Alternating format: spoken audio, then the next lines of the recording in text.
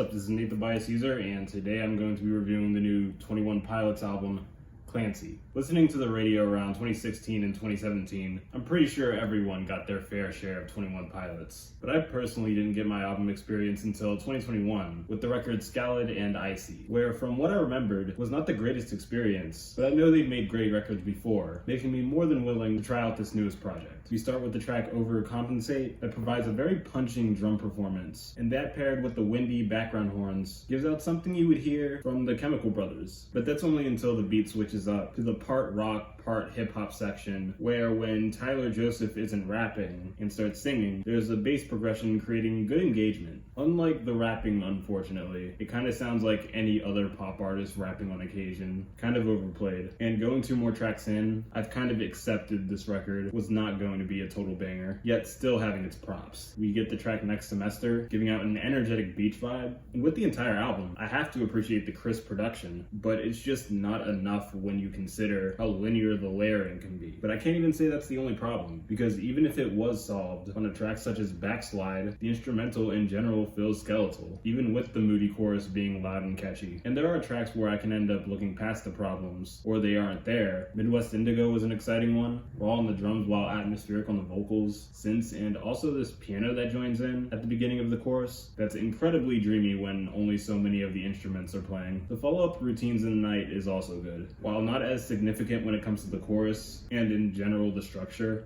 the simplicity works. It's very catchy. And being in the atmosphere of the track feels like being inside a literal bass while it's playing. I wish I enjoyed Vignette a little more. The bass line is funky, but this track overall is either underwhelming, I'm looking at you, the verse, or overblown, I'm looking at you, the chorus. The Craving isn't much either, but I can appreciate the acoustic turn this track brings. We then get Lavish, a track I can't say I can give many props to. The high-pitched vocals in the chorus were annoying, and the track isn't just stripped back instrumentally, but also when it comes to surroundings. And while I do like the follow-up Navigating, I still look at this feeling more than willing to admit this is the hit or miss section of the record, because after I'm done loving the spacey rush the track I mentioned brings out, I have to listen to Snapback. That emphasizes the space to the point of complete reliance and a headache. It's a slow burner with not much going for it. The drums sound terrible. They're clear when it comes to sound quality, but physically it's rough. Unlike Oldies Station, a sweetheart of a cut, it's melodic in the vocals and pianos, and even though it starts low-key, the track emphasizes when a fuzzy synth bass that manages to be high-pitched comes in, and it sounds great. It'll put you in a world of wonder. It's a hit, then another miss, the track At Risk of Feeling Dumb, but only in the sense that it isn't great. It's generic, but also tolerable. Not the worst cut the closer can follow up, but even if it was, the final track, Paladin Strait, is a long one, 6.5 minutes to be exact, with its own phases with a progression that makes a great closer. The beginning is chill, but the track later releases its tensions in its vocal repetition, where in that area, and in the production, becomes more and more passionate the further you get in. Then once you think it's over in the minute of nothing but the sound of birds chirping, the music returns with an acoustic version of the progressive section, which is a good way to close off the song and album. It gave closure. Clancy, while definitely a same old pop-sounding 21 Pilots record, still has enough bops, catchy moments, and good production choices to make this an album that's hard to hate. I'm gonna give this album a 6.3. Like, subscribe, comment how you feel or give a suggestion. Check out my other social medias,